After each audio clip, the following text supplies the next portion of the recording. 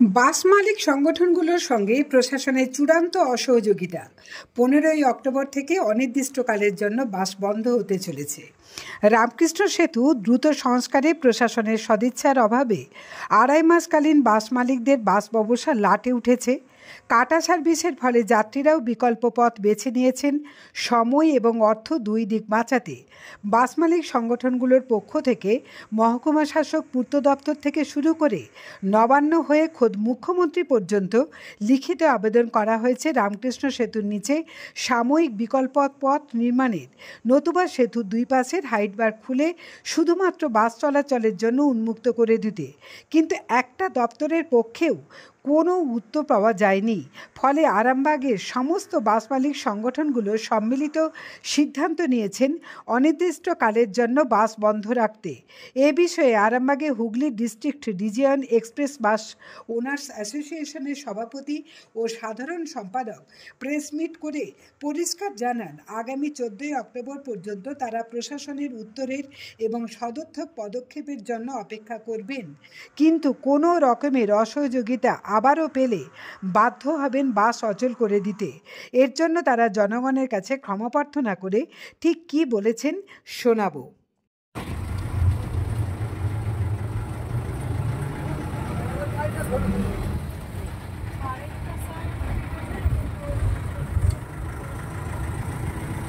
এই রকমই কি থাকা যায় রেগুলার? প্রতিদিন এরকম অবস্থা, প্রতিদিন শুধুমাত্র ব্রিজটার কারণেই কি এই অবস্থা?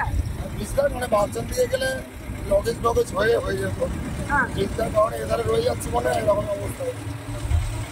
খুবই খারাপ হবে। আপনাদের নিজেদের মাইনের টাকাও জোটে? নিজেদের মাইনের টাকাও জোটে? মাইনে সব দিন মাইনে হয় না, কোনোদিন হয় কোনোদিন হয়। এইভাবে আপনাদেরকে প্রতিটা দিন চালাতে হচ্ছে। এটা কোন রুটের বাস?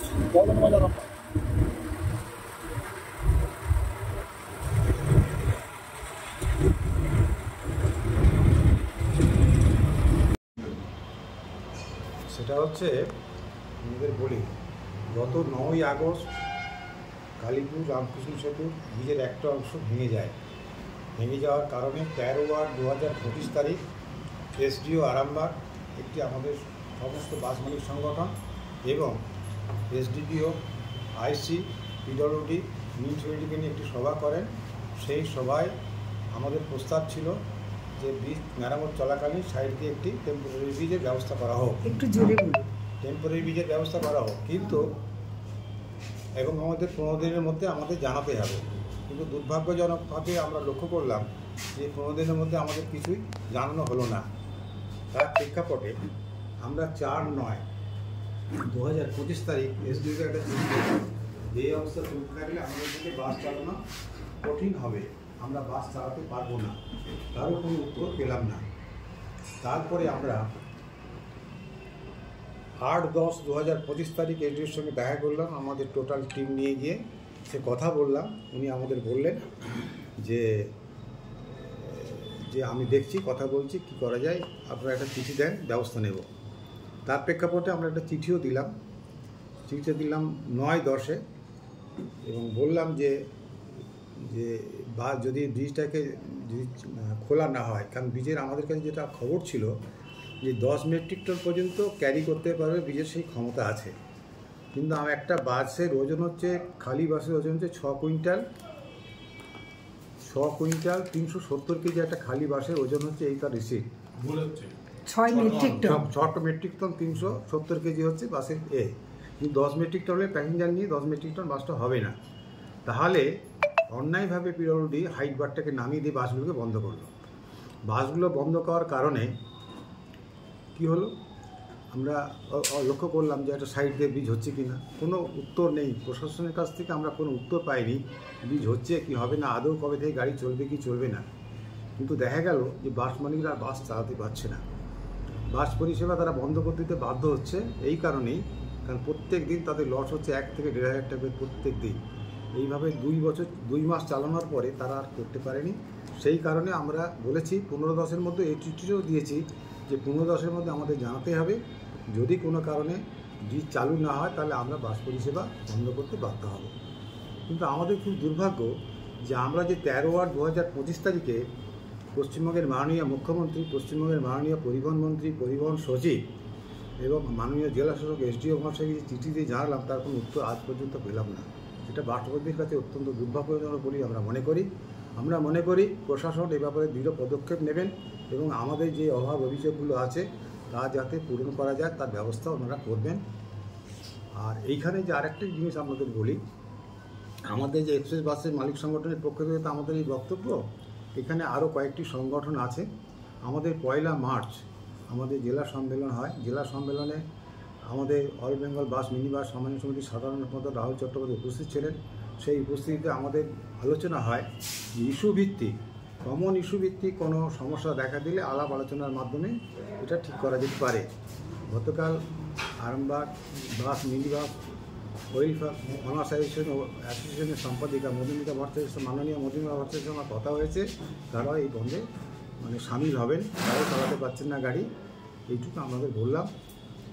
বন্ধটা কি 15 তারিখ থেকে আপনারা রাখছেন? হ্যাঁ, 15 তারিখ থেকে। 15 তারিখের মধ্যে প্রশাসন কোনো পদক্ষেপ যদি গ্রহণ করেন, আমাদের বলেন, তাহলে সেখানে আমরা দেখব, ভাববো। আলোচনার বিষয় আছে, কিন্তু আদারওয়াইজ আমাদেরকে লিফলেটও আমরা বাসে দিয়ে দেবো। আগামী 15 তারিখ থেকে কোনো বাস আরামবাগ মহকুমায় চলাচল করবে না।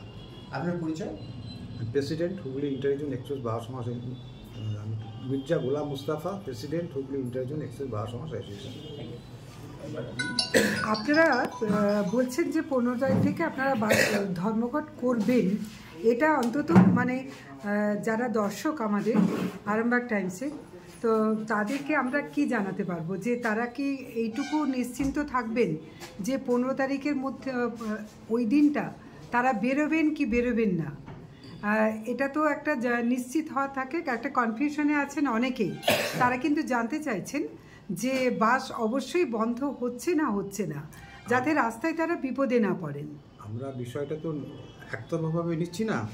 আমরা ঘটনা ডিএমকে জানিয়েছি, এসপি রুরালকে জানিয়েছি। যেহেতু প্রশাসনিকভাবে আপনাদেরকে কোনো সহযোগিতা এখনো পর্যন্ত করেননি। এসডিপিওকে জানিয়েছি, আইসি আরামবাগকে জানিয়েছি, এসডিও আরামবাগকে জানিয়েছি যে 15 তারিখের মধ্যে যদি কোনো রকম কোনো ব্যবস্থা না হয়, 15 তারিখের মধ্যে আমাদের যদি না জানানো হয়, তাহলে বাস পরিষেবা আমরা বন্ধ করে দিতে বাধ্য হব। আমরা কোনো সদুত্তর পাইনি। আমাদের বন্ধটা যেহেতু 15 তারিখ থেকে, ঠিক আছে, তাহলে 14 তারিখের মধ্যে যদি হাতে আর মাত্র দুটো দিন আছে, 14 তারিখের মধ্যে যদি কোনো আশ্বাস দেয় প্রশাসন, তাহলে আমরা 15 তারিখ থেকে যথারীতি বাস চালাবো। কারণ 10 মেট্রিক টন যদি বীজের ক্যারি করার ক্ষমতা থেকে ওয়ান ওয়ে করে বাসগুলোকে চালানোর ব্যবস্থা করুন, তাহলে এই বাস পরিষেবা বন্ধ হয়, জনসাধারণের অসুবিধা হয়, যাত্রী সাধারণের কোনো অসুবিধা হয় না। কিন্তু সেক্ষেত্রে প্রশাসন কোনো পদক্ষেপ গ্রহণ করেনি। আজ কাল পরশু এইসব কথা বলছেন। আমি কথা বলেছিলাম এক্সিকিউটিভ পিডব্লিউ জ্যোতিপ্রসাদ ধরের সাথে, উনিও বলতে পারছেন না কবে থেকে গাড়ি চলবে। উনি বলছেন চিফ ইঞ্জিনিয়ার আসছে, অমুক আসছে, এই টিম আসছে, ওই টিম আসছে, কিন্তু কোনো সদুত্তর দিতে পারেনি। কোনো পজিটিভ আশ্বাসের উপর নির্ভর করছেন নাকি কাজের কাজ হাইট বার তোলা হলে তারপরেই এই সিদ্ধান্ত? কিন্তু আমরা যেটা লক্ষ্য করেছি, প্রশাসন যাই বলুক না কেন, যদি আপনারা সরেজমিনে দেখে আসেন, বীজের 5% কাজও 2 মাসের মধ্যে হয়নি। তা বীজের কাজ না করে বাস পরিষেবাকে বন্ধ করে দেওয়া কি বাস মালিকদের কি সাহায্য করা, জব্দ করার জন্য? প্রশ্ন এইখানে আদৌ তো বীজের কাজ হয় না, 5% কাজ হয় না। চিঠি দিয়েছি 5% কাজ, আপনাদের ব্যবসা পুরোপুরি থেকে যাওয়ার মতন পরিস্থিতি। তো সেই জায়গাতে আপনাদেরকে শুধু আশ্বাস দিলেই কি আপনারা স্থগিত করবেন নাকি কাজের কাজ করবেন? কিভাবে ওনারা বলেন, আমরা আলাপ আলোচনার মাধ্যমে ঠিক করবো। আমরা এককভাবে কোনো সিদ্ধান্ত আচ্ছা, এর আগে একটা দৃষ্টান্ত আছে যে যখন হরিংখোলা ব্রিজ, তো ওই সময়টা কিন্তু নিচে দিয়ে একটা রাস্তা প্যারালাল রুট করা হয়েছিল। প্রশাসনকে বলেছিলাম যে হরিংখোলা ব্রিজের এই ধরনের একটি ঘটনা ঘটেছিল, সাইড দিয়ে একটা টেম্পোরারি ব্রিজ করেছিল। গভর্নমেন্ট যদি করতে না পারে টেন্ডার দিক না, 1 মাসের মধ্যে ব্রিজ করে বাস চালু করে দিতে পারবে। গভর্নমেন্টের মাথায় নেই টেন্ডার দেবে কিনা। কাউকে যদি টেন্ডার দেয়, দিলে 1 মাসের মধ্যে বাস চালু হয়ে যাবে। সেটা দিক, সে 50 টাকা করে নিক, যাই ঠিক করবো, আমাদের সঙ্গে আলোচনা করি, ঠিক করবো। আমরা এই বিষয়ে আগ্রহী, সেই জায়গাতে চাই যে অস্থায়ী বীজ তৈরি করা হোক, অথবা ওই বীজের উপর দিয়ে যেহেতু 10 মেট্রিক টন ক্যারি করার ক্ষমতা আছে, সেহেতু বাসগুলোকে ছাড়া হোক। একই সাথে বাস মালিকরাও মুক্তি পান এবং যাত্রী যাদের প্রচুর অর্থ ব্যয়ও হচ্ছে কাটা সার্ভিসের জন্য, তারাও মুক্তি পান। আমরা এই পরিষেবা বন্ধতে যাত্রীদের যে কষ্ট হবে সেটা আমরা বুঝি, আমরা সেই জন্য ক্ষমা চাইছি যাত্রীদের কাছ থেকে। যাতে ওনারা কোনোভাবেই আমাদেরকে ভুল না বোঝেন, আমরা ক্ষমা প্রার্থী। ম্যাডাম একটা কথা বলি, মোটর বিজনেস অ্যাক্ট থেকে একটা নোটিফিকেশন বেরিয়েছিল, ঠিক আছে?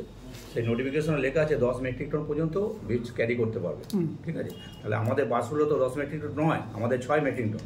তাহলে সেই ক্ষেত্রে পিডব্লিউডি কেন মোটর ভেহিকলস অ্যাক্টকে বলছে না যে আমরা বাসগুলোকে যেতে পারবে 10 মেট্রিক টন, যেহেতু অর্ডার আছে? তাহলে হাইট বারটা তুলে দিলে সমস্যা মিটে যায়। তাহলে যেটা আমাদের প্রেসিডেন্ট সাহেব বলছিলেন যে বাস ব্যবসা মালিকদের জব্দ করার জন্য এই পন্থা কি নেওয়া হয়েছে? আমরা কি পাবলিক পরিষেবা কি যথেষ্ট দিই না? পাবলিক যথেষ্ট হ্যারাসমেন্ট হচ্ছে। টোটোতে 20 টাকা 40 টাকা ভাড়া দিচ্ছে, সেটা ডাইরেক্ট ভাড়া কিন্তু কামারপুকুর থেকে চলে আসতে পারে প্যাসেঞ্জার আরামবাগ বাস স্ট্যান্ডে। শুধু 20 টাকা ভাড়া নয়, সেখানে তো হ্যারাসমেন্ট হচ্ছে একদম। বয়স্ক বা আপনার এমন গরিব প্যাসেঞ্জার আছে বাসে এসে চিকিৎসা করে, একদম তারা বাসে ওঠানামার ক্ষেত্রে বিভিন্ন প্রবলেম হচ্ছে। তারা এই ব্রিজটা টোটালটাই হেঁটে আসছে একেবারে। আমাদের হচ্ছে 14 তারিখের মধ্যে যদি প্রশাসন থেকে কোনো আশ্বাস দেয় হাইট বার তুলে দিয়ে গাড়ি যাতে চলাচল করে, তাহলে আমাদের এই বন্ধটা আমরা উইথড্র করতে পারবো। প্রশাসন মানে পাবলিকও সেটা আমরা আগের দিন জানিয়ে দেবো, যাতে পাবলিক 15 তারিখ থেকে কোনো হ্যারাসমেন্ট না হয়। আপনার নাম এবং পরিচয়টা যদি। আমার নাম হচ্ছে গৌতম ধোলে, হুগলি ইন্টারজিন 152 সম্পাদক।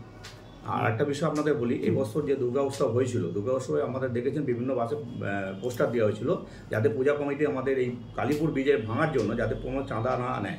যথেষ্ট পূজা কমিটি আমাদের বাস মালিকদের সহযোগিতা করেছে এবং হুগলি জেলা কোনো বাস কিন্তু চাঁদা নেয় না দাঁড় করিয়ে। মানে এটা কি পূজা কমিটি অবশ্যই আমরা ধন্যবাদ জানাই। আর আগামী দিন শ্যামা পুজো যাতে কোনো কমিটি না চাঁদা নেয় এই সহযোগিতা করে, এই জন্য আমরা আগে জানাবো এবং আমাদের ব্যানারও লেখা আছে শ্যামা পুজো বন্ধু যাতে চাঁদা নেয়। হ্যাঁ, এবার একটু যদি আপনারা তুলে দিন যে আপনারা কোথায় কোথায় আবেদন জানিয়েছিলেন, যদি একটু পেপারটা দেখান।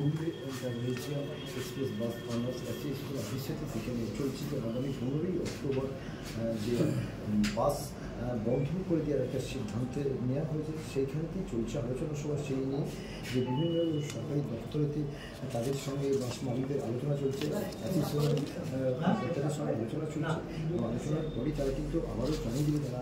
তার মানে আপনারা সব কটা ডিপার্টমেন্টকেই আগে থেকেই তারা যা যা জানানোর সব জায়গাতেই আপনারা জানিয়েছেন। বাস বন্ধ হয় তারা অনুভব করছে না বা কারোর বিরুদ্ধেও যাচ্ছে না, শুধুমাত্র তাদের নবান্ন পর্যন্ত আপনাদের জানানো হয়েছে, কিন্তু এখনো পর্যন্ত আপনারা কোনো উত্তর দেবার কোনো দায়বদ্ধতা দেখাননি।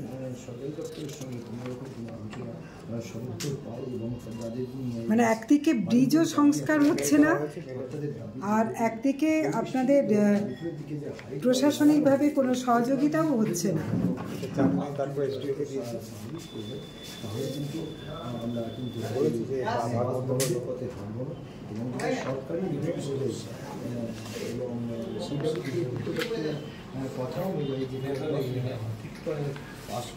জ্যোতিষ জগতে অদ্বিতীয় ডক্টর অঞ্জন শাস্ত্রী, আপনার উজ্জ্বল ভবিষ্যতের একমাত্র দিশারি। Call for booking 7477886099 or log in www.anjanshastri.com. Download করুন আমাদের exclusive mobile app astro Anjan.